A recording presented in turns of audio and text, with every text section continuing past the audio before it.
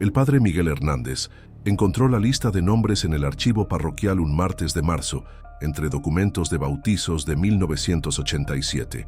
Eran 43 familias que nunca había visto antes, con direcciones de una colonia que no existía en ningún mapa de Guadalajara. El Encanto, decía el encabezado con letra manuscrita. Debajo, una fecha, fundada el 15 de agosto de 1985. Y al final, una nota que lo inquietó. Última misa celebrada, 3 de noviembre de 1987. Razón: la comunidad decidió partir. El padre Miguel llevaba 25 años en esa parroquia, conocía cada calle, cada familia, cada historia del barrio. Pero esos nombres le eran completamente desconocidos. Carmen Solís, Roberto Medina, la familia Vázquez completa, los niños Morales, 43 familias que, según los registros, habían vivido a menos de 10 kilómetros de su iglesia. Llamó a la oficina del catastro municipal. La secretaria, después de revisar los archivos, le confirmó que no existía registro alguno de una colonia llamada El Encanto en Guadalajara, ni en 1985 ni nunca. Pero padre, le dijo, hay algo extraño. En 1987 hubo una cancelación masiva de servicios públicos en una zona rural cerca de Tonalá. 43 contratos de luz, agua y teléfono, todos cancelados el mismo día, el 4 de noviembre, un día después de la última misa registrada. El padre Miguel decidió manejar hasta Tonalá esa misma tarde. En el archivo municipal, una empleada de edad madura, llamada Esperanza Ruiz, revisó los registros con él. Sus manos temblaron ligeramente cuando encontró el expediente. «Sí, aquí está», murmuró. «Cancelación simultánea de servicios. Zona rural. Kilómetro 23 de la carretera a Poncitlán». Levantó la vista hacia el padre. Nunca había visto algo así. 43 familias que desaparecen de un día para otro. ¿Desaparecen? No tengo otra palabra para eso, padre. Mire, aquí están las órdenes de desconexión, todas firmadas por los mismos propietarios, todas con la misma fecha, todas con la misma razón. Mudanza definitiva. Esperanza pasó las páginas lentamente. Pero lo que me llama la atención es esto. Señaló una anotación en el margen. El supervisor que fue a hacer las desconexiones escribió una nota. Casas abandonadas, sin signos de mudanza, enseres personales intactos. El padre Miguel sintió un frío extraño recorrerle la espalda. ¿Podría darme la dirección exacta? Kilómetro 23, carretera a Poncitlán. Pero padre... Esperanza bajó la voz. Mi esposo trabajaba para la compañía eléctrica en esos años. Él fue parte del equipo que desconectó los servicios. Nunca quiso contarme exactamente qué vio ahí, pero durante meses tuvo pesadillas. Decía que era como si la gente hubiera desaparecido mientras estaba haciendo algo cotidiano, como si el tiempo se hubiera detenido en medio de una tarde normal. El kilómetro 23 de la carretera a Poncitlán era ahora un terreno baldío cubierto de maleza. El padre Miguel estacionó su auto y caminó entre los arbustos. No quedaba rastro de construcciones, pero había algo en el lugar que lo inquietaba. Una sensación de estar siendo observado, como si el aire mismo conservara la memoria de lo que había sido. Encontró los restos de una estructura de concreto, casi completamente cubierta por la vegetación. Al limpiarlo con las manos, descubrió que era la base de lo que había sido una cruz.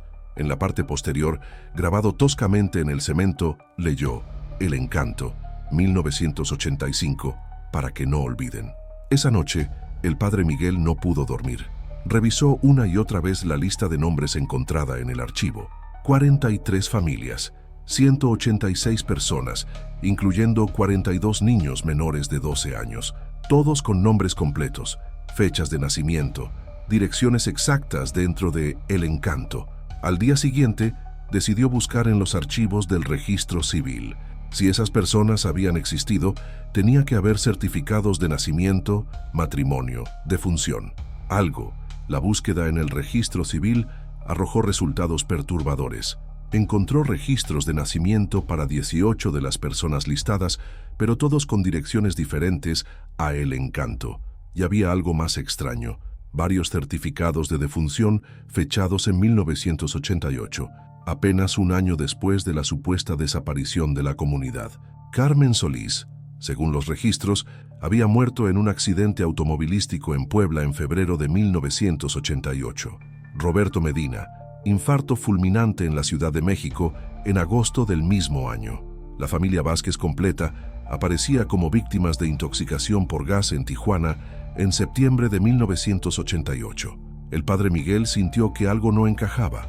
¿Cómo era posible que personas que habían desaparecido de El Encanto en noviembre de 1987 hubieran muerto en diferentes ciudades durante el año siguiente? Decidió contactar a las funerarias que habían manejado los servicios. La primera llamada lo dejó helado. ¿Carmen Solís?, preguntó el director de la funeraria en Puebla.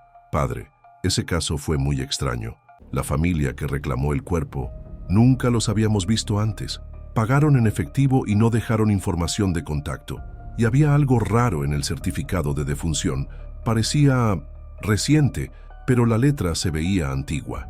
Las siguientes llamadas confirmaron un patrón similar. Familias desconocidas reclamando cuerpos, pagos en efectivo, documentos que parecían auténticos, pero con inconsistencias menores que solo un ojo experto notaría. El padre Miguel comenzó a sentir que había tropezado con algo que iba más allá de su comprensión, pero no podía detenerse. Esa noche, revisando nuevamente los documentos, notó algo que se le había escapado antes. En la lista original de El Encanto, después del nombre de cada familia, había una pequeña anotación a lápiz, números que al principio había pensado que eran códigos postales o identificaciones administrativas, pero mirándolos más de cerca, se dio cuenta de que eran fechas, todas posteriores a noviembre de 1987. Las fechas coincidían exactamente con los certificados de defunción que había encontrado. ¿Alguna vez sentiste que el silencio guardaba algo que nadie dijo? El padre Miguel decidió que necesitaba ayuda. Contactó a Raquel Mendoza, una periodista de investigación de El Informador que se especializaba en casos extraños. Cuando le explicó lo que había encontrado, ella guardó silencio durante varios minutos. «Padre», le dijo finalmente, «¿está usted seguro de que quiere seguir con esto? Porque lo que me está contando suena a algo que alguien se esforzó mucho por borrar. Tengo que saber qué pasó con esas familias. Está bien, pero vamos a ser cuidadosos y vamos a empezar por el principio. Necesitamos encontrar a alguien que haya vivido en esa zona en los años 80, alguien que recuerde». Raquel publicó un pequeño anuncio en la sección clasificada del periódico. «Busco información sobre la colonia El Encanto, zona rural de Tonalá, años 1985-1987. Confidencialidad garantizada». La respuesta llegó 3 días después, una llamada anónima a la redacción del periódico. «Díganle al padre que deje de buscar», dijo una voz de mujer mayor. «Díganle que algunas cosas es mejor que permanezcan olvidadas. El encanto no desapareció, el encanto nunca existió, y las personas que estuvieron ahí, nunca estuvieron ahí». La línea se cortó. Esa misma noche alguien entró a la parroquia. No se llevaron nada de valor, pero revolvieron completamente los archivos. La lista original de El Encanto había desaparecido. Solo quedaban las copias que el padre Miguel había hecho y guardado en su casa. Al día siguiente, Esperanza Ruiz, la empleada del catastro que lo había ayudado, no fue a trabajar. Su familia reportó que había salido de casa temprano por la mañana, diciendo que tenía algo importante que contar, pero nunca llegó a su destino. Esperanza Ruiz nunca regresó a casa. El padre Miguel y Raquel se encontraron esa tarde en un café del centro de Guadalajara. Los dos sabían que habían cruzado una línea invisible, que había fuerzas trabajando para mantener enterrada la historia de El Encanto. «Padre», le dijo Raquel en voz baja, «creo que necesitamos entender algo. El Encanto no era solo una comunidad que desapareció. El Encanto era algo que nunca debió existir, y alguien se ha asegurado de que nadie pueda probar que existió. Pero las personas eran reales. Los nombres, las fechas de nacimiento, exacto. Las personas eran reales, pero su vida en El Encanto, eso es lo que alguien quiere borrar de la historia». Esa noche el padre Miguel tuvo un sueño. Veía una comunidad pequeña y tranquila, casas sencillas pero bien cuidadas, niños jugando en las calles de tierra. Había una iglesia pequeña en el centro, y él estaba celebrando misa. Los rostros de la congregación eran los mismos nombres de la lista. Carmen Solís en la primera fila, la familia Vázquez completa, los niños Morales atentos al sermón. En el sueño, él sabía que algo terrible estaba a punto de suceder, que esa era la última misa que celebraría en El Encanto, que al día siguiente todo habría cambiado para siempre. Despertó con la certeza absoluta de que había estado en ese lugar, de que había conocido a esas personas, de que el encanto había sido tan real como su propia parroquia. Pero cuando revisó sus propios registros personales, no encontró ninguna mención de haber visitado nunca una comunidad llamada El Encanto. Era como si su propia memoria hubiera sido editada. El padre Miguel entendió entonces que no estaba investigando solo la desaparición de una comunidad, estaba investigando la desaparición de la memoria misma. Alguien había encontrado la manera de borrar no solo un lugar de los mapas, sino de borrar el recuerdo de que ese lugar había existido, excepto por unos pocos documentos que habían escapado a la purga, excepto por sus sueños, excepto por la sensación persistente de que había algo profundamente importante que alguien no quería que el mundo recordara sobre el encanto. Y el padre Miguel sabía que, por el bien de esas 43 familias, por el bien de los 42 niños cuyos nombres aparecían en esa lista, tenía que seguir buscando la verdad, aunque esa verdad pudiera costarle más de lo que estaba preparado para perder. La fotografía llegó por correo sin remitente un jueves por la mañana. El padre Miguel la encontró deslizada por debajo de la puerta de la parroquia, dentro de un sobre manila sin ninguna identificación. Era una imagen en blanco y negro, ligeramente desenfocada, que mostraba una celebración comunitaria. En el centro de la fotografía se veía una plaza pequeña decorada con papel picado y globos. Había familias completas posando frente a lo que parecía ser una iglesia modesta. Al fondo se distinguía un letrero pintado a mano que decía: El Encanto celebra sus 2 años, agosto 1987. El padre Miguel reconoció inmediatamente varios rostros. Carmen Solís sostenía a una niña pequeña en brazos. Roberto Medina aparecía junto a un grupo de hombres que parecían organizadores del evento. La familia Vázquez estaba en primera fila sonriendo. Los niños Morales corrían entre los adultos, difuminados por el movimiento. Pero lo que más lo perturbó fue descubrir su propio rostro en la fotografía. Ahí estaba él, más joven, vestido con sotana, bendiciendo lo que parecía ser una mesa llena de comida. Su expresión era serena, familiar, como si hubiera estado ahí muchas veces antes. Como si esa fuera su comunidad. El padre Miguel no recordaba haber estado nunca en esa celebración, no recordaba haber conocido a esa gente, no recordaba nada sobre el encanto antes de encontrar la lista en los archivos, pero la fotografía no mentía. Llamó inmediatamente a Raquel. Cuando ella llegó a la parroquia y vio la imagen, su rostro palideció. «Padre, esto cambia todo», murmuró mientras examinaba la foto con una lupa. «Mire la calidad del papel, el tipo de revelado. Esta fotografía es auténtica. Fue tomada en 1987, pero yo no recuerdo exacto, y eso es lo que debería asustarnos más». Raquel llevó la fotografía a un laboratorio especializado para que la analizaran. Los resultados confirmaron sus sospechas. La imagen había sido tomada efectivamente en agosto de 1987, con una cámara Kodak común de la época. No había signos de manipulación digital o trucaje. Mientras esperaban más resultados del laboratorio, decidieron buscar al fotógrafo. En la esquina inferior derecha de la imagen había una pequeña marca de agua. Foto Estudio Morales, Tonalá. El Foto Estudio Morales había cerrado en 1992, pero lograron contactar al hijo del dueño original, un hombre llamado Eduardo Morales, que ahora trabajaba como técnico en sistemas en Guadalajara. «Mi padre fotografiaba todo tipo de eventos en los pueblos cercanos», les explicó Eduardo cuando se encontraron en su oficina. «Bautizos, bodas, fiestas patronales. Guardaba negativos de todo. ¿Recuerda algo sobre el encanto?» Eduardo frunció el ceño. «El nombre me suena familiar, pero…» Se quedó pensativo. «¿Sabe qué? Mi padre guardaba todos sus negativos en cajas organizadas por año. Están en el sótano de la casa familiar. Podríamos revisarlas». La casa de la familia Morales estaba en un barrio tradicional de Tonalá.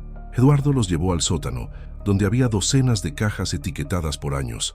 La caja de 1987 estaba particularmente pesada.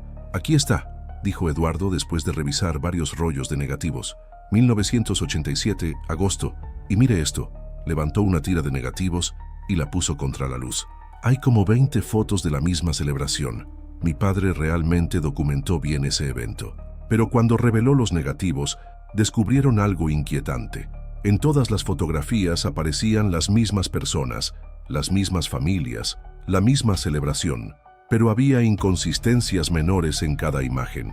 En una foto, Carmen Solís tenía el cabello recogido, en otra, suelto. En una imagen, el padre Miguel estaba bendiciendo la comida. En otra, aparecía conversando con un grupo de niños. Era como si fueran múltiples versiones de la misma celebración. «Esto es muy extraño», murmuró Eduardo. «Mi padre era muy meticuloso. Siempre anotaba la fecha exacta y el lugar en cada rollo. Revisó las etiquetas de los negativos. Pero aquí hay algo raro. Todas estas fotos están marcadas como El Encanto, 15 de agosto de 1987, pero en diferentes horarios, desde las 2 de la tarde hasta las 8 de la noche. ¿Una celebración de 6 horas? No, padre, mire los negativos con cuidado. La luz es siempre la misma. La posición del sol no cambia. Es como si todas estas fotos hubieran sido tomadas en el mismo momento, pero registraran diferentes versiones de ese momento». Raquel examinó los negativos con la lupa. «Eduardo, ¿conserva su padre algún registro escrito de ese día? ¿Algún diario, alguna anotación?» «Sí, mi padre llevaba un registro detallado de todos sus trabajos». Eduardo sacó un cuaderno gastado de una de las cajas. «Aquí está, 1987. Pasó las páginas hasta agosto. 15 de agosto. Aquí está». La anotación decía: «El Encanto, celebración del segundo aniversario. Trabajo extraño. La gente actúa como si me conociera de años, pero nunca había estado ahí antes. El padre Miguel, muy amable, pero parecía confundido por mi presencia, como si no hubiera pedido un fotógrafo. Cobré la mitad porque no estoy seguro de quién contrató mis servicios». Debajo, con letra temblorosa, había una anotación posterior: 16 de agosto. «Trate de regresar a El Encanto para entregar las fotos reveladas. No pude encontrar el lugar, como si hubiera desaparecido. ¿Soñé todo esto?». Eduardo cerró el cuaderno lentamente. «Mi padre comenzó a tener problemas de memoria después de eso. Decía que había lugares a los que había ido que después no podía encontrar, personas que había fotografiado que después nadie conocía». «¿Qué le pasó a su padre?». «Murió en 1991. Demencia precoz», dijeron los doctores, pero siempre sostuvo que su problema no era la memoria, que su problema era que había lugares y personas que aparecían y desaparecían de la realidad. Esa noche, el padre Miguel tuvo otro sueño, esta vez más vívido, más detallado. Estaba celebrando misa en la pequeña iglesia de El Encanto. La congregación cantaba con voces claras y armoniosas. Después de la misa, había una celebración en la plaza. Los mismos rostros de las fotografías, las mismas familias. En el sueño, él conocía a todos por su nombre. Sabía que Carmen Solís era maestra de la escuela local, que Roberto Medina coordinaba los trabajos comunitarios, que la familia Vázquez había llegado a El Encanto huyendo de problemas económicos en la capital. También sabía, con certeza absoluta, que esa era la última celebración que harían juntos, que algo estaba a punto de cambiar todo, que había una decisión que la comunidad tendría que tomar y que esa decisión los alejaría para siempre de ese lugar. En el sueño, él trataba de advertirles, de decirles que no tomaran esa decisión, pero cada vez que abría la boca para hablar, las palabras se desvanecían antes de formar sonidos. Despertó con lágrimas en los ojos y la certeza de que había perdido algo muy importante, algo que había amado profundamente. Si algo así te tocó alguna vez, escribe «Yo me acuerdo» en los comentarios. Al día siguiente, Raquel recibió una llamada que cambiaría completamente la dirección de su investigación. Era de una mujer mayor llamada Dolores Aguilar, que había visto la fotografía de El Encanto que Raquel había mostrado discretamente a varios contactos en su búsqueda de información. «Yo estuve en esa celebración», le dijo Dolores con voz temblorosa. «Yo estoy en esa fotografía». Raquel y el padre Miguel se encontraron con Dolores esa misma tarde en su casa, una construcción modesta en las afueras de Tlaquepaque. Dolores tenía 78 años, pero su mente era completamente clara. «Yo trabajaba como partera en esa zona en los años 80», les explicó. «Atendía partos en comunidades rurales donde no llegaban los doctores». Miró la fotografía con nostalgia. «Recuerdo perfectamente esa celebración. Era el segundo aniversario de El Encanto». «¿Qué tipo de comunidad era?». Dolores se quedó callada por un momento largo. «Era especial. La gente que vivía ahí había llegado de diferentes lugares, pero todos tenían algo en común. Todos habían perdido algo importante en sus vidas anteriores. Familias rotas, trabajos perdidos, tragedias personales. El Encanto era como un lugar donde podían empezar de nuevo. ¿Cómo llegó usted ahí? Me llamaron porque una de las mujeres, Carmen Solís, estaba embarazada y había tenido complicaciones en partos anteriores. Fui varias veces durante los meses previos al nacimiento. Dolores sonrió tristemente. Era una comunidad muy unida, muy tranquila, como si hubieran encontrado algo que el resto del mundo había perdido. ¿Qué pasó el 3 de noviembre de 1987? El rostro de Dolores se ensombreció. Esa fecha, murmuró. Sí, yo estaba ahí esa noche. Había ido a revisar a Carmen, que había dado a luz unas semanas antes, pero cuando llegué encontré la comunidad en una reunión muy seria. ¿Qué tipo de reunión? Estaban tomando una decisión muy difícil. Dolores se levantó y caminó hacia la ventana. Había llegado gente de fuera, gente que decía representar al gobierno, a la iglesia, a no sé qué autoridades. Querían que el Encanto se registrara oficialmente, que pagara impuestos, que siguiera ciertas regulaciones. Y ellos no querían. No era eso, era más complicado. Dolores regresó a su silla. La comunidad tenía un secreto, algo que los había unido desde el principio, algo que los hacía diferentes. Y registrarse oficialmente significaba exponer ese secreto. ¿Qué secreto? Dolores los miró fijamente. El Encanto no era solo un lugar físico, era un lugar donde las personas podían cambiar cosas de su pasado, donde podían sanar heridas que parecían imposibles de sanar, donde podían encontrar a personas que habían perdido para siempre. El padre Miguel sintió un escalofrío. ¿Qué quiere decir? Quiero decir que en el Encanto, las reglas normales del tiempo y la memoria no aplicaban igual que en otros lugares, que las personas podían recuperar partes de sus vidas que creían perdidas para siempre, que podían reencontrarse con seres queridos que habían muerto, reconciliarse con decisiones que habían tomado mal, sanar traumas que los habían marcado. ¿Eso suena a locura? Sí, lo sé, pero yo estuve ahí. Yo vi cosas que no pueden explicarse con la lógica normal. Vi a Carmen Solís hablar con su madre, que había muerto 10 años antes. Vi a Roberto Medina trabajar junto a su hermano, que había fallecido en un accidente cuando eran niños. Vi familias completas reunidas con miembros que habían perdido en tragedias.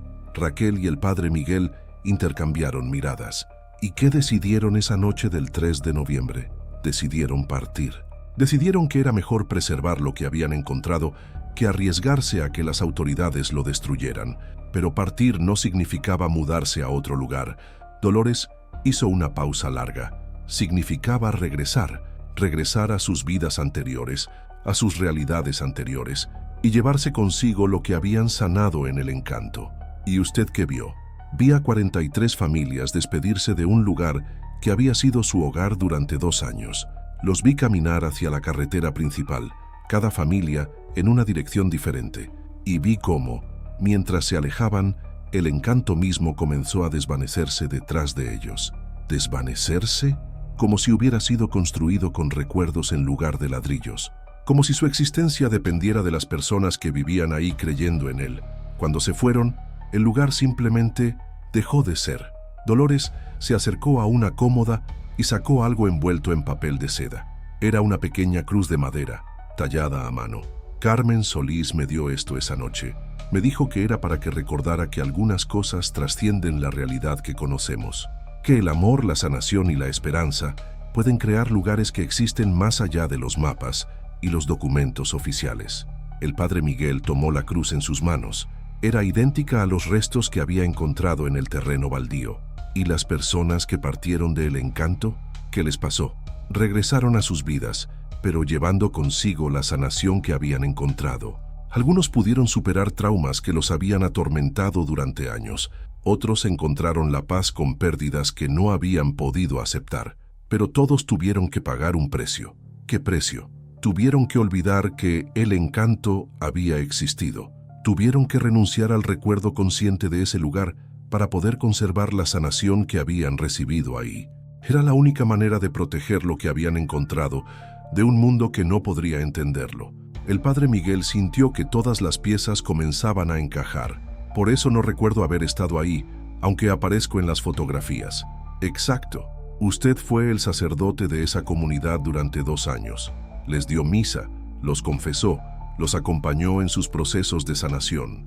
Pero cuando ellos partieron, usted también tuvo que renunciar a esos recuerdos para proteger lo que habían construido juntos. Pero entonces, ¿por qué ahora estoy recordando? ¿Por qué aparecieron los documentos? Dolores sonrió tristemente. Porque han pasado casi 40 años. Y porque hay cosas que, sin importar cuánto tratemos de olvidarlas, encuentran la manera de regresar cuando es el momento adecuado. Esa noche, el padre Miguel entendió que su investigación sobre el encanto no era realmente sobre una comunidad desaparecida, era sobre la memoria de algo sagrado que había ayudado a construir y que había tenido que olvidar para protegerlo. Era sobre el regreso de un recuerdo que había estado esperando 40 años para poder ser recordado de nuevo. La llamada llegó a las 3 de la madrugada. El padre Miguel despertó sobresaltado al escuchar el teléfono de la parroquia. Una voz de mujer, joven, lloraba del otro lado de la línea. «Padre Miguel, necesito hablar con usted. Soy Ana Morales. Mi abuela era Esperanza Ruiz». El padre Miguel se incorporó inmediatamente. Esperanza Ruiz, la empleada del catastro que había desaparecido después de ayudarlos con la investigación. «¿Dónde está tu abuela, Ana? Eso es lo que necesito contarle. Pero no por teléfono. ¿Puede venir al Panteón de Belén mañana a las 6 de la tarde? Tumba 247, sección antigua». La línea se cortó antes de que pudiera responder. Al día siguiente, el padre Miguel llegó al cementerio acompañado de Raquel. La tumba 247 era una sepultura modesta, con una lápida que decía «Esperanza Ruiz, 1945-1987. Descanse en paz». Una joven de unos 25 años los esperaba junto a la tumba, con un ramo de flores frescas en las manos. «Ustedes son los que han estado preguntando por el encanto», dijo sin preámbulos. «Mi abuela me dijo que esto podía pasar, que algún día alguien empezaría a recordar. Tu abuela murió en 1987, dijo Raquel confundida. Según la lápida, mi abuela murió oficialmente en 1987, pero siguió viviendo en un lugar que no aparece en ningún mapa. Ana se arrodilló junto a la tumba y colocó las flores. Esperanza Ruiz vivió 2 vidas paralelas, una en el mundo normal, donde trabajaba en el catastro y tenía una familia tradicional, y otra en el encanto, donde era la cronista de la comunidad. ¿Cronista? La persona que registraba todo lo que pasaba ahí, cada sanación, cada encuentro imposible, cada momento en que las reglas normales del tiempo se suspendían. Ana sacó de su bolsa un cuaderno forrado en cuero. «Este es el diario completo de El Encanto. Mi abuela me lo entregó antes de partir definitivamente». El padre Miguel tomó el cuaderno con manos temblorosas. En la primera página reconoció inmediatamente la letra de Esperanza. Diario de El Encanto. Comunidad de Sanación Temporal. Fundada 15 de agosto de 1985. Cronista, Esperanza Ruiz. ¿Cómo es posible que tu abuela haya vivido 2 vidas? Ana sonrió con tristeza. En El Encanto, eso era más común de lo que creen. Muchas personas mantenían sus vidas normales durante la semana y vivían su verdadera existencia en El Encanto los fines de semana. Era como tener acceso a una dimensión paralela donde podían ser quienes realmente necesitaban ser. Raquel grababa la conversación discretamente. ¿Y cómo funcionaba eso exactamente? El tiempo en El Encanto no pasaba igual que afuera. Podías pasar un fin de semana completo ahí, vivir experiencias profundas, sanar heridas antiguas, y cuando regresabas al mundo normal, solo habían pasado unas pocas horas. Ana abrió el cuaderno en una página específica. «Miren esto, 18 de septiembre de 1986. Mi abuela escribió. Carmen Solís se reencontró hoy con su hija que murió de leucemia hace 5 años. Pasaron el día completo juntas en el jardín detrás de la iglesia. Carmen pudo despedirse, pudo decirle todas las palabras que no alcanzó a decir antes. Cuando regresó a su vida normal el lunes, ya no lloraba todas las noches». El padre Miguel leyó la entrada con fascinación y terror. Esto significa que las personas que habían muerto no regresaban de la muerte. Era más sutil que eso. Ana pasó las páginas del diario. En El Encanto, las personas podían acceder a versiones de la realidad donde las cosas habían sido diferentes. donde tenían la oportunidad de sanar conversaciones inconclusas, de vivir momentos que la vida normal les había negado, de encontrar paz con situaciones que los atormentaban. ¿Y tú cómo sabes todo esto? Porque yo nací en el encanto. El silencio que siguió fue profundo. Ana continuó. Mi madre, Gloria Morales, llegó a El Encanto embarazada y sin pareja. En el mundo normal, el padre de su bebé había muerto en un accidente antes de saber que ella estaba embarazada. Pero en El Encanto pudo vivir esos meses de embarazo acompañada por él. Pudo tener las conversaciones que necesitaba tener, pudo recibir el apoyo que necesitaba. ¿Y qué pasó contigo cuando El Encanto se disolvió? Esa es la parte más extraña. Los niños que nacimos en El Encanto conservamos una conexión especial con ese lugar. No tuvimos que olvidar como los adultos, pero tampoco podemos regresar. Ana tocó la lápida de su abuela. Existimos en una especie de limbo entre las dos realidades. Raquel se inclinó hacia adelante. ¿Hay otros como tú? Somos 12. Los 12 niños que nacimos en El Encanto entre 1985 y 1987. Todos conservamos memorias de ese lugar. Todos podemos sentir cuando alguien empieza a recordar. Ana miró directamente al padre Miguel. Todos sabíamos que usted empezaría a buscar respuestas cuando llegara el momento adecuado. ¿El momento adecuado? El momento en que el mundo estuviera listo para entender que existen formas de sanación que van más allá de lo que la ciencia y la religión tradicional pueden explicar. Ana abrió el diario en otra página. Miren esta entrada del 15 de octubre de 1986. El padre Miguel celebró hoy una misa muy especial. Era el funeral de Roberto Medina, pero Roberto estaba ahí, participando en su propia ceremonia fúnebre. Pudo escuchar todo lo que su familia quería decirle, pudo despedirse apropiadamente. Cuando la ceremonia terminó, Roberto se desplomó en llanto. Dijo que había estado cargando con la culpa de su muerte accidental durante meses, sintiéndose responsable por el dolor de su familia. Hoy pudo liberarse de esa culpa. El padre Miguel sintió que los recuerdos comenzaban a regresar con más claridad.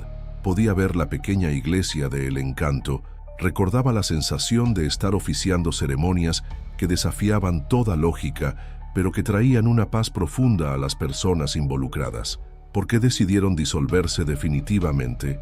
Ana cerró el diario, porque El Encanto no era sostenible a largo plazo. Era un lugar de transición, de sanación temporal. Las personas que llegaban ahí necesitaban eventualmente regresar a sus vidas normales, pero llevando consigo la paz que habían encontrado. Además, continuó, habían empezado a llegar personas con intenciones incorrectas. Gente que quería usar el encanto para escapar de la realidad en lugar de sanarla. Investigadores que querían estudiar el fenómeno. Autoridades que querían controlarlo. ¿Y cómo se aseguraron de que nadie pudiera encontrarlo después? El lugar mismo colaboró en su propia desaparición. El encanto había sido creado por la necesidad colectiva de sanación de 43 familias. Cuando esas familias ya no necesitaban ese tipo de sanación, cuando habían logrado encontrar paz con sus traumas, el lugar simplemente dejó de existir. Ana se levantó y comenzó a caminar entre las tumbas, pero dejó rastros, fotografías que aparecen cuando es necesario, documentos que sobreviven a las purgas, personas como ustedes que empiezan a hacer las preguntas correctas. Y las muertes reportadas en 1988, Carmen Solís, Roberto Medina, la familia Vázquez, esas fueron las muertes simbólicas de sus identidades anteriores.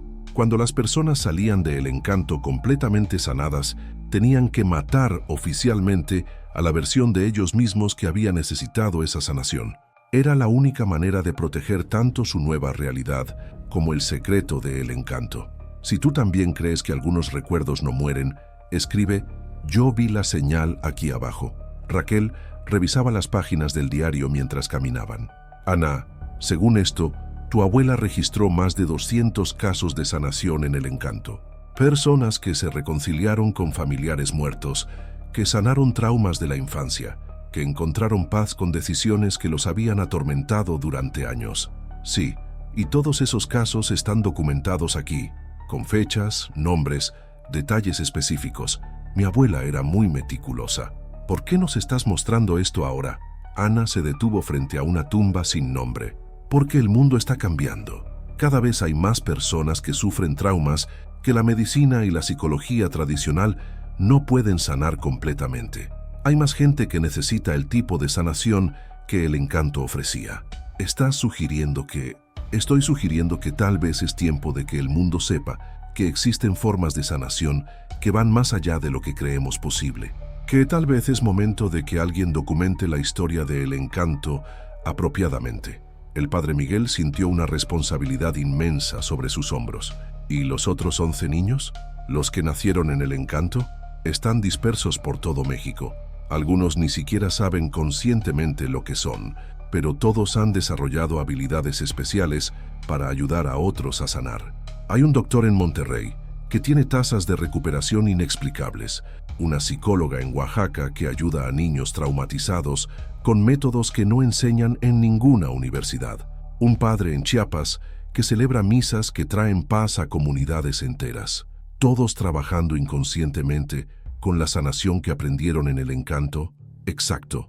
Somos como semillas que el encanto sembró en diferentes partes del país, y ahora que usted está recordando, ahora que la historia está empezando a salir a la luz, tal vez podamos trabajar juntos de manera más consciente. Ana sacó de su bolsa una pequeña llave antigua. Esta es la llave de la iglesia de El Encanto. Mi abuela me dijo que se la entregara cuando llegara el momento. Pero la iglesia ya no existe.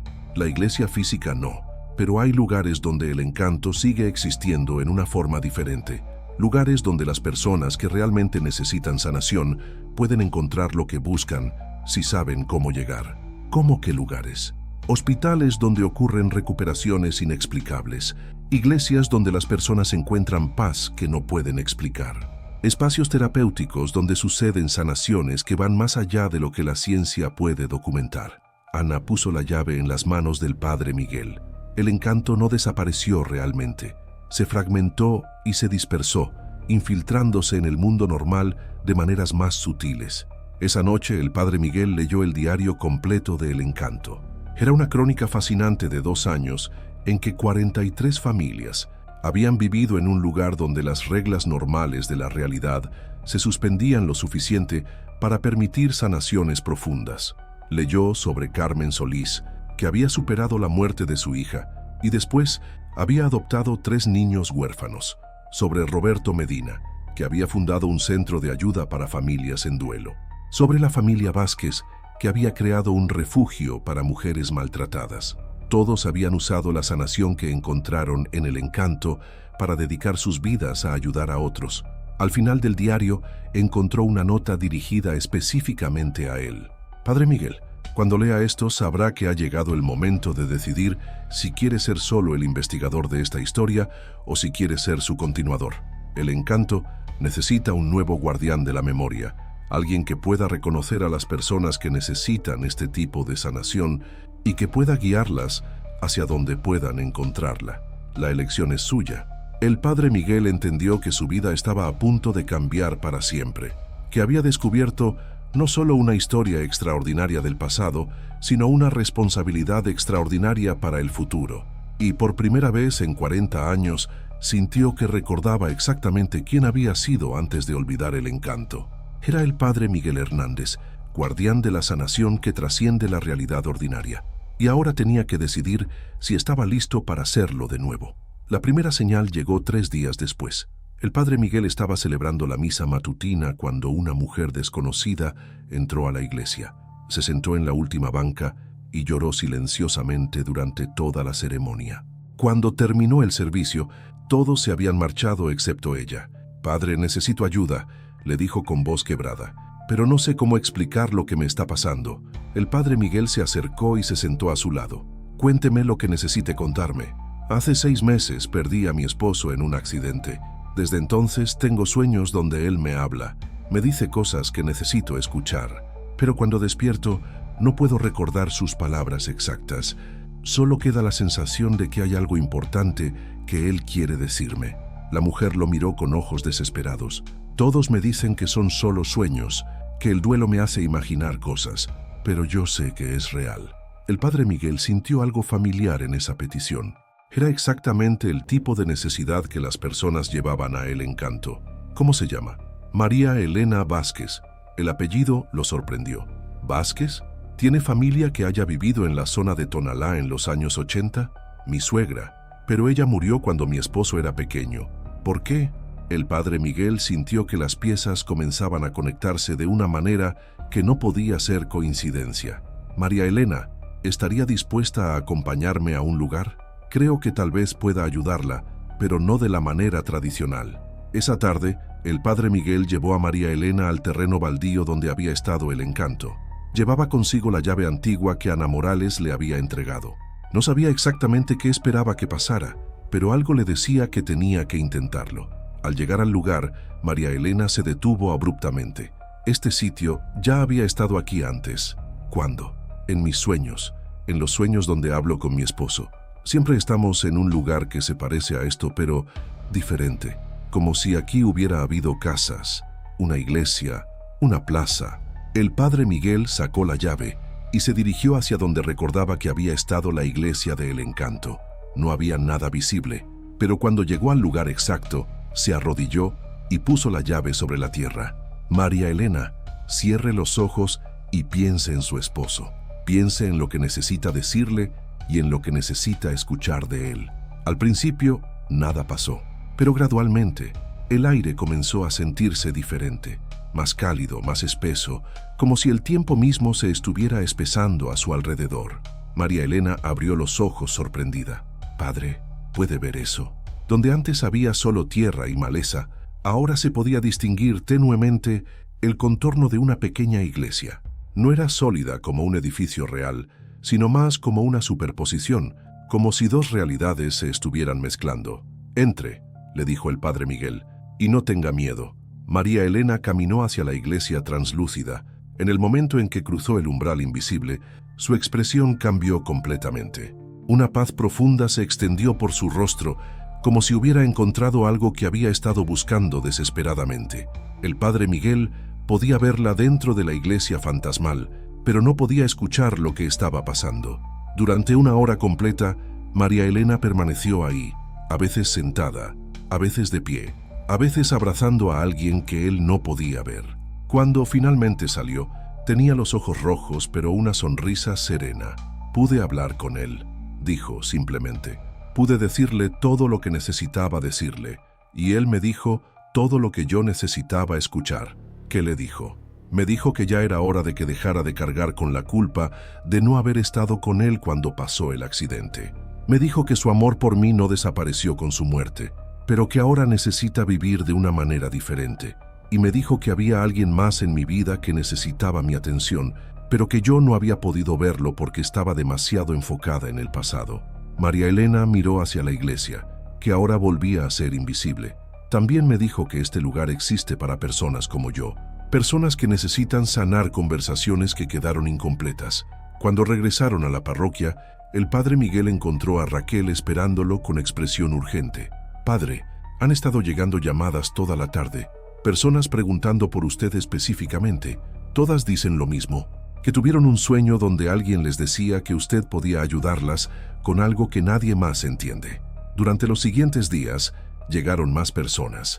Un hombre que necesitaba reconciliarse con su hermano muerto en una pelea familiar. Una mujer que cargaba con la culpa de un aborto espontáneo de 20 años atrás. Un adolescente que había perdido a su mejor amigo en un suicidio y se culpaba por no haber visto las señales.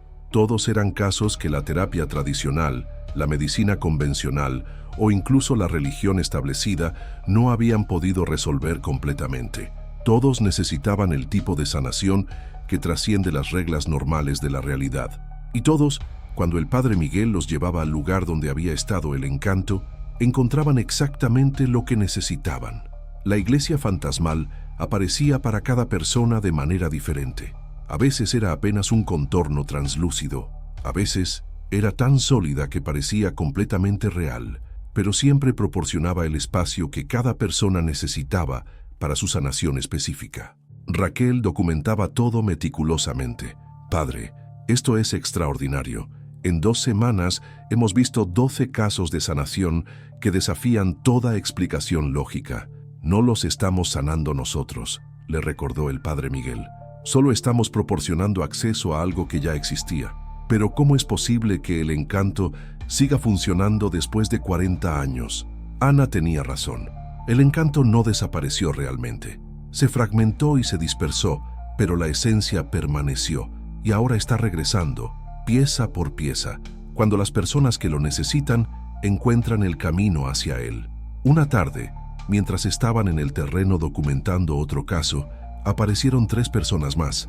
Eran jóvenes entre 25 y 30 años y todos tenían algo en común. Una tranquilidad especial en los ojos, como si vieran el mundo de manera diferente al resto de la gente. «Padre Miguel», dijo una de ellas, una mujer con cabello oscuro recogido en una trenza. «Soy Carmen Solís Mendoza.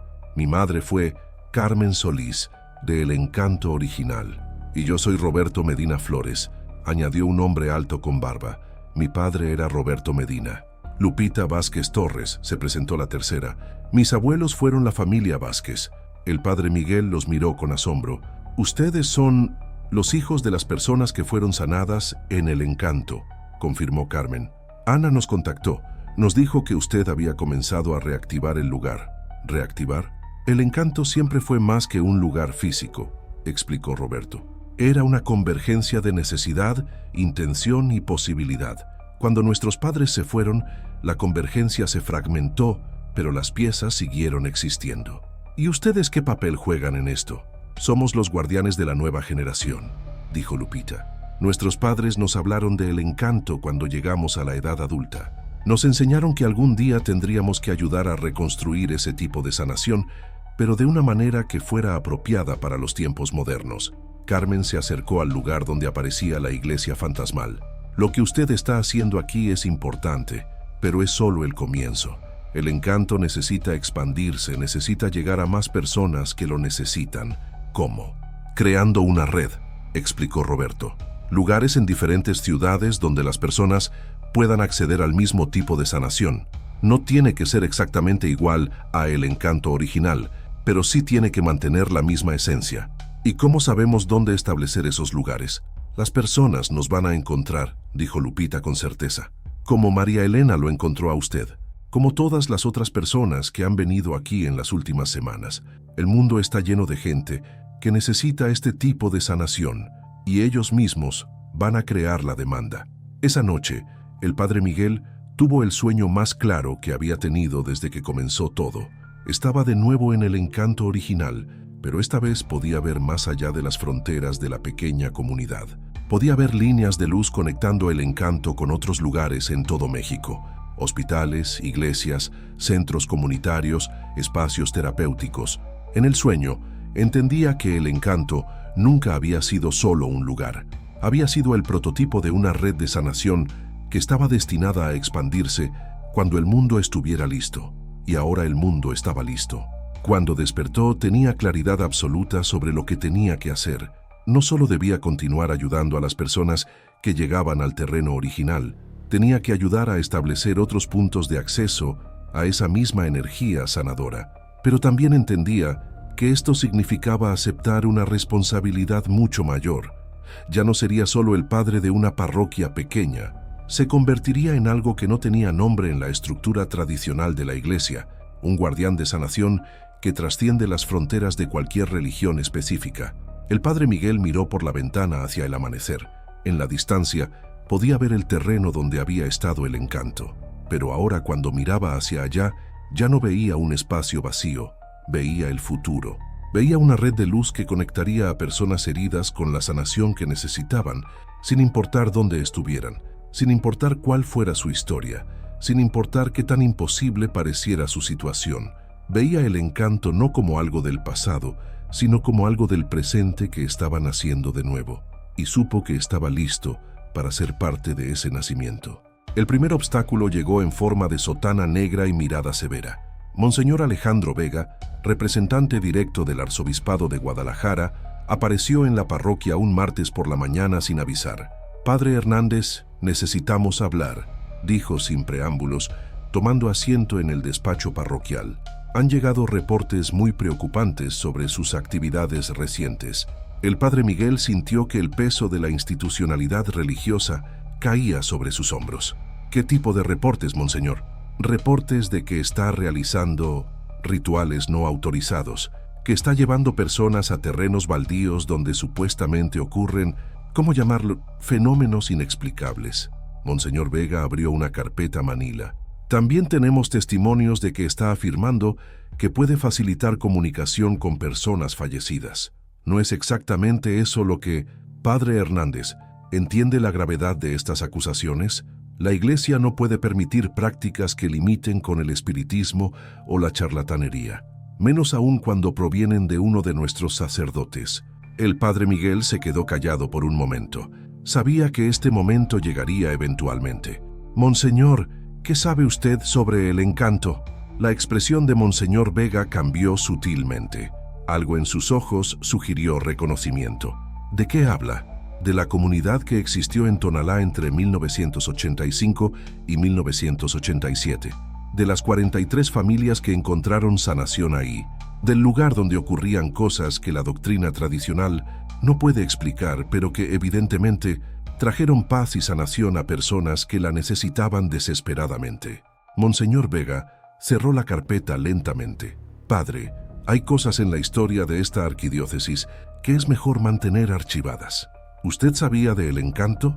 El cardenal Sandoval, que era arzobispo en esos años, dejó instrucciones muy específicas sobre ciertos eventos que ocurrieron en la década de los 80, eventos que, según él, requerían discreción absoluta. ¿Qué tipo de instrucciones? Monseñor Vega se levantó y cerró la puerta del despacho. Cuando regresó a su asiento, su tono había cambiado completamente.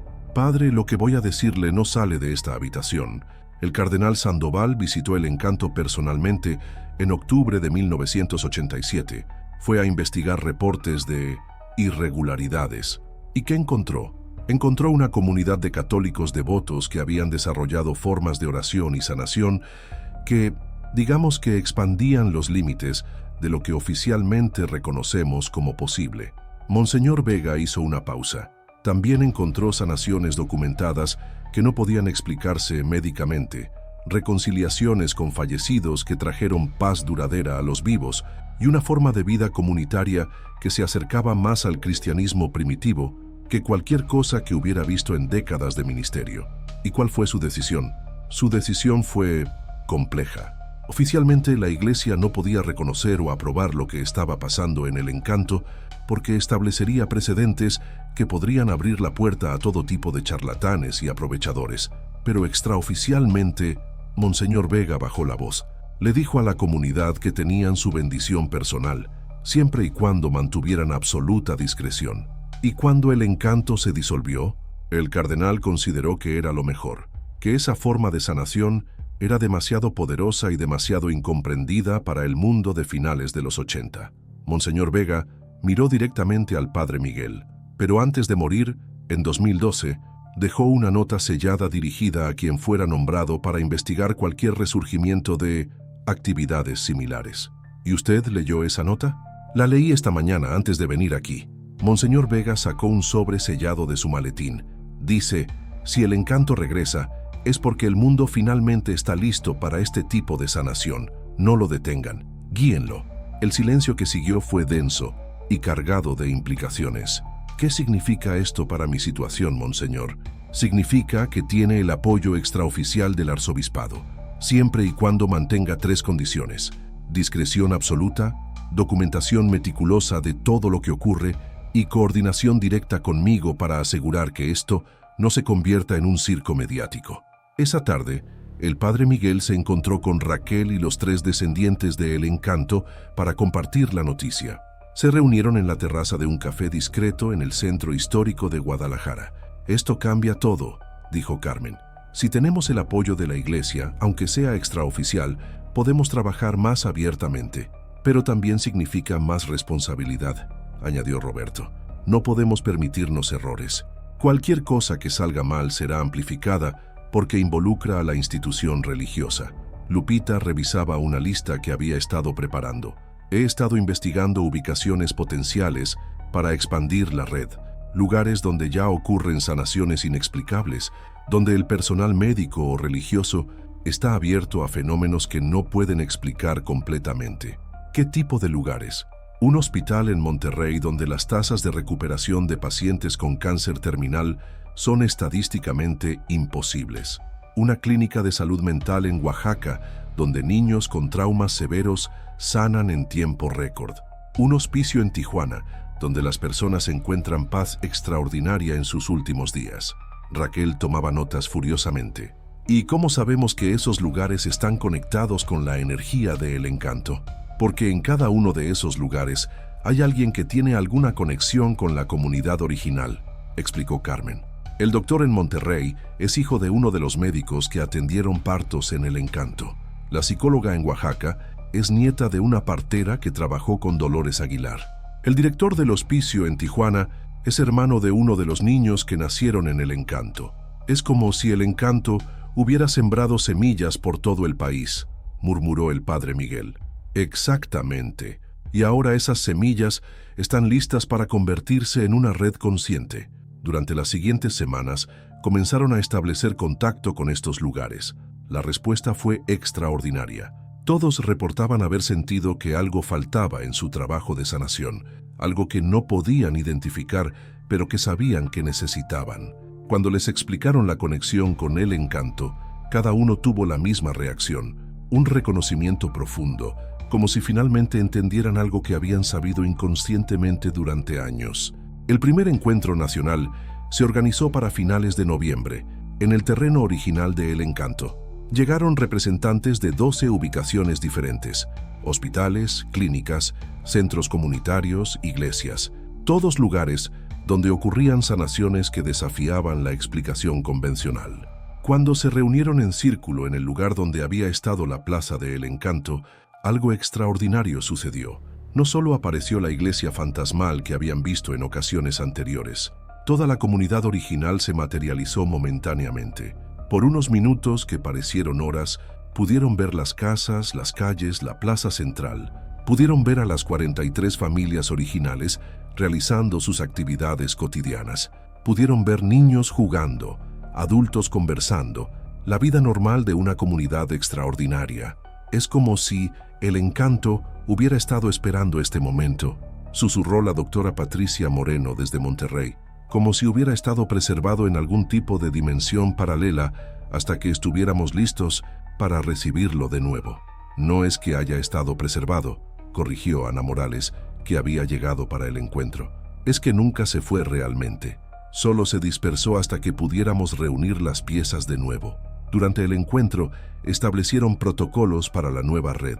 Cada ubicación mantendría su función normal: hospital, clínica, centro comunitario, pero también serviría como punto de acceso a la sanación profunda que El Encanto había hecho posible.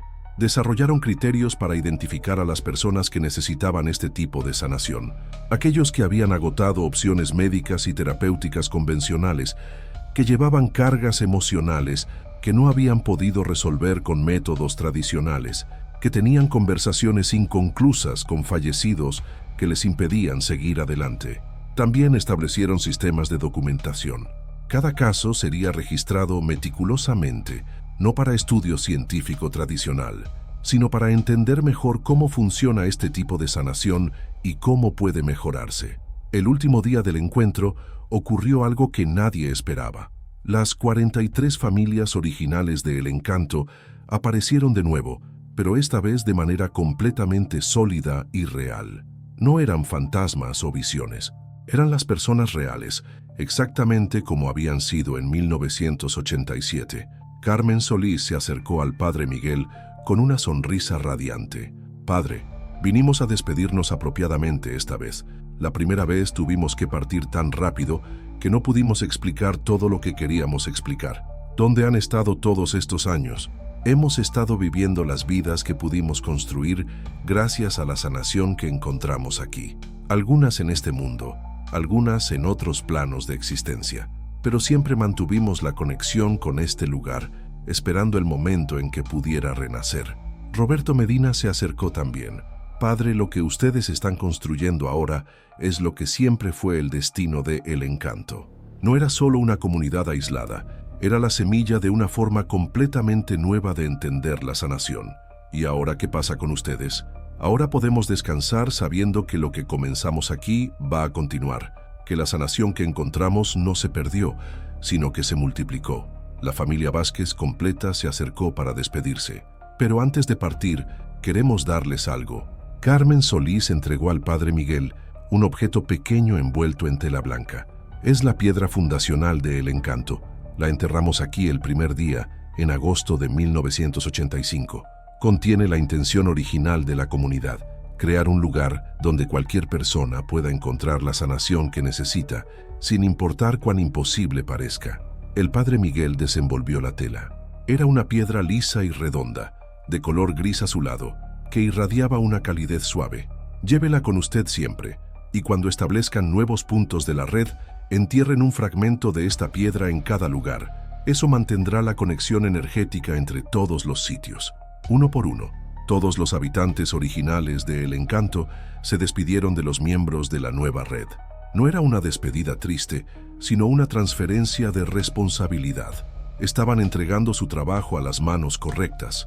Cuando la última familia desapareció, el padre Miguel se quedó mirando el terreno que ahora, definitivamente, estaba vacío.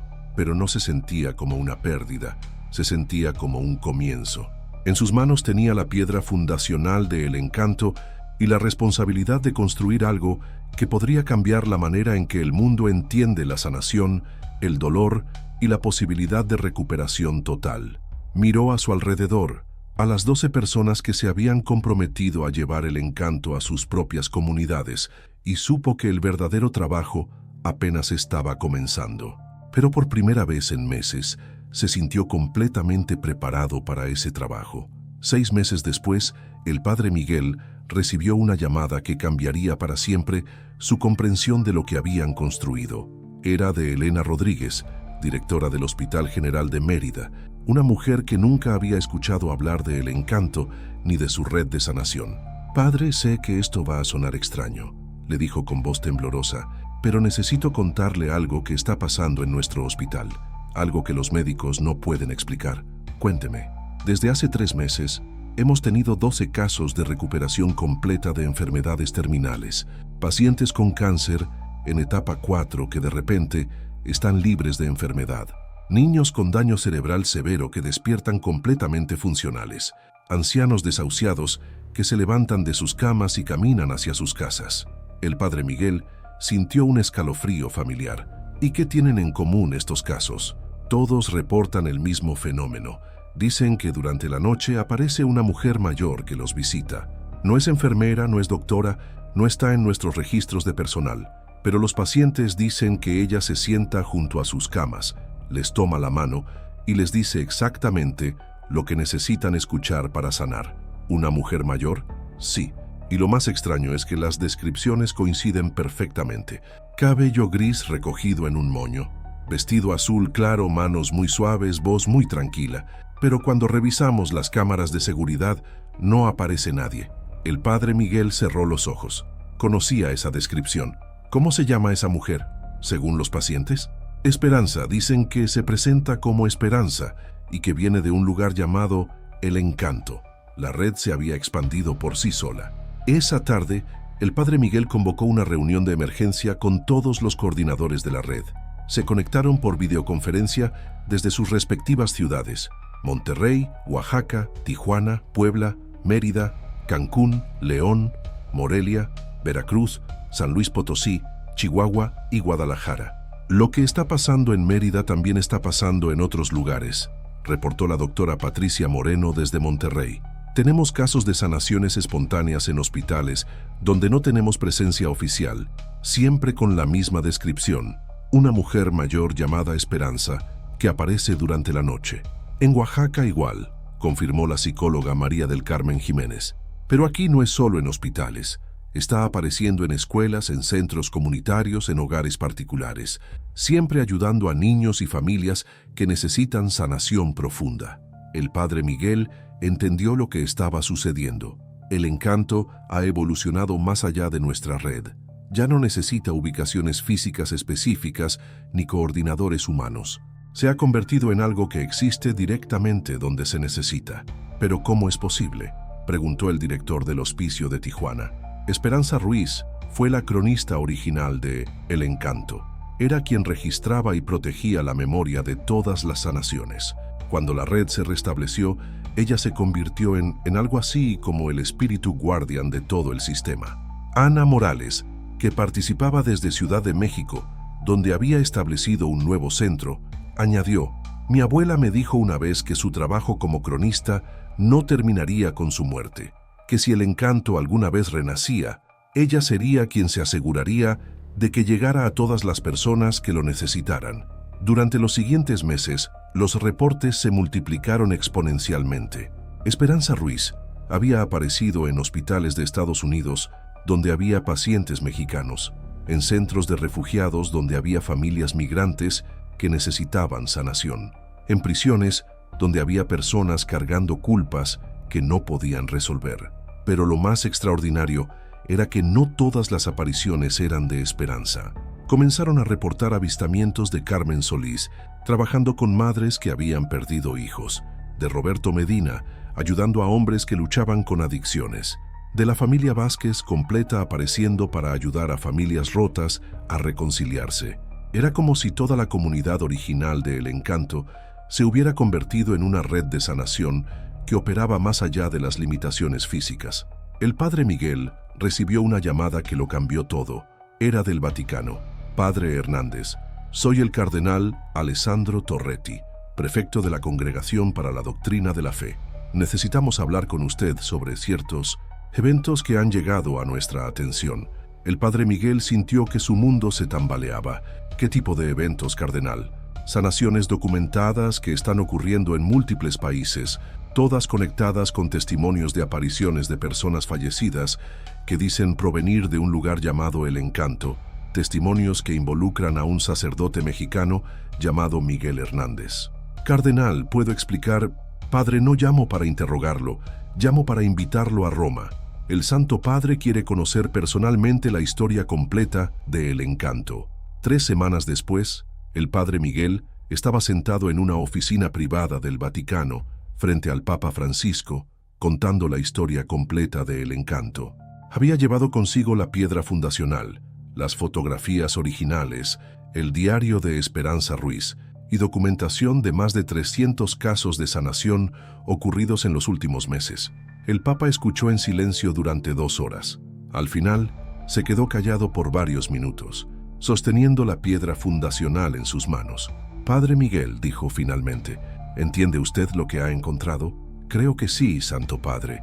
Una forma de sanación que trasciende las limitaciones que normalmente aceptamos como realidad». «No, hijo. Lo que ha encontrado es la iglesia primitiva, la iglesia como Cristo la imaginó. Una comunidad donde la sanación, el amor y la reconciliación no están limitados por nuestras comprensiones humanas de lo que es posible». El Papa se levantó y caminó hacia la ventana. «Durante 2000 años, la iglesia se ha institucionalizado, se ha burocratizado, se ha alejado del tipo de milagros cotidianos que eran normales en los primeros siglos del cristianismo. El Encanto ha encontrado la manera de regresar a eso. ¿Qué significa esto para el futuro, Santo Padre? Significa que la iglesia debe evolucionar, que debe reconocer oficialmente que existen formas de sanación y reconciliación que van más allá de lo que nuestros manuales de teología pueden explicar». El Papa regresó a su asiento. «Significa que usted va a recibir una nueva asignación». «¿Qué tipo de asignación?» «Va a ser nombrado consultor especial para fenómenos de sanación extraordinaria. Su trabajo será establecer protocolos oficiales para reconocer, estudiar y facilitar el tipo de sanación que El Encanto ha hecho posible». ¿Y la red actual? La red actual recibirá reconocimiento oficial como Ministerio de Sanación Integral. Cada ubicación será registrada como un punto de encuentro autorizado entre lo humano y lo divino. 6 meses después, el padre Miguel estaba de nuevo en el terreno original de El Encanto, pero esta vez acompañado de una delegación internacional de médicos, teólogos, psicólogos y trabajadores sociales. Habían venido a documentar oficialmente cómo funcionaba la sanación en ese lugar. Cuando llegaron, encontraron que el terreno ya no estaba vacío. La comunidad completa de El Encanto se había materializado de manera permanente, pero ahora era visible para cualquier persona que la necesitara. «Es como si hubiera decidido regresar completamente», murmuró Ana Morales, que ahora coordinaba la expansión internacional de la red. «No ha regresado», corrigió el padre Miguel. «Nunca se fue, Solo estaba esperando el momento en que el mundo estuviera listo para aceptar que la sanación verdadera no tiene límites. Esa noche, celebraron la primera misa oficial en la iglesia de El Encanto desde 1987. Asistieron no solo la delegación internacional, sino cientos de personas que habían sido sanadas a través de la red durante el último año. Durante la homilía, el padre Miguel compartió una reflexión que había estado desarrollando durante meses. El Encanto nos enseña que la sanación no es solo médica, no es solo psicológica, no es solo espiritual. La sanación verdadera ocurre cuando todas esas dimensiones se encuentran en un espacio donde el amor trasciende las reglas que normalmente limitan lo que creemos posible. Después de la misa, mientras la gente se dispersaba lentamente, el padre Miguel se quedó solo en la iglesia. En el altar había una nueva adición, una placa que decía: El Encanto, Comunidad de Sanación, fundada 1985, renovada 2025, abierta para siempre a cualquier persona que necesite sanar lo que parece imposible de sanar. Salió de la iglesia y caminó por las calles de El Encanto, que ahora bullían de vida nuevamente. Podía ver familias que habían encontrado paz después de décadas de dolor, niños que jugaban libres de traumas que habían definido sus primeros años, adultos que caminaban sin las cargas que habían llevado durante toda su vida. En la plaza central, encontró a Esperanza Ruiz sentada en una banca, escribiendo en su diario eterno. «¿Cómo se siente, padre, haber completado el círculo?», le preguntó sin levantar la vista de su escritura. «Se siente como el principio de algo mucho más grande de lo que jamás imaginé, porque es el principio. El encanto era solo la semilla, lo que viene ahora es el árbol completo». Esperanza cerró el diario y lo miró directamente. «El mundo está cambiando, padre. Hay más dolor del que jamás ha habido, pero también hay más apertura a formas de sanación que antes se consideraban imposibles. ¿Y cuál es mi papel en lo que viene?». Su papel es ser el guardián de la posibilidad. Asegurarse de que donde sea que aparezca alguien que necesite el tipo de sanación que el encanto ofrece, haya un camino para llegar a esa sanación. Esa noche, el padre Miguel tuvo su último sueño sobre el encanto. Pero esta vez, no soñó con el pasado, soñó con el futuro. Vio una red de sanación que se extendía por todo el mundo. Vio hospitales donde los médicos trabajaban en colaboración con sanadores que operaban más allá de la medicina tradicional. Vio escuelas donde los niños traumatizados encontraban paz a través de métodos que integraban lo científico y lo místico.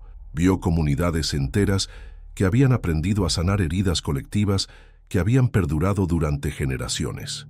Vio un mundo donde la sanación verdadera ya no era un milagro excepcional, sino una posibilidad cotidiana disponible para cualquier persona dispuesta a creer que su dolor, sin importar cuán profundo fuera, podía ser transformado en paz. Cuando despertó, supo que el verdadero trabajo de su vida acababa de comenzar. El padre Miguel Hernández ya no era solo el sacerdote de una parroquia en Guadalajara, era el guardián de una revolución silenciosa que estaba cambiando la manera en que la humanidad entiende los límites de lo que es posible sanar. Y en algún lugar, en cada hospital, en cada clínica, en cada hogar donde alguien sufría un dolor que parecía imposible de sanar, Esperanza Ruiz seguía escribiendo en su diario eterno, registrando cada nueva sanación, protegiendo la memoria de cada milagro, asegurándose de que la promesa del encanto se cumpliera para siempre. Que cualquier persona, en cualquier lugar, en cualquier momento, pueda encontrar la sanación que necesita, sin importar cuán imposible parezca. Porque algunos lugares trascienden la geografía y el tiempo, porque algunos recuerdos son más fuertes que el olvido, y porque el amor verdadero siempre encuentra la manera de sanar lo que parece roto para siempre.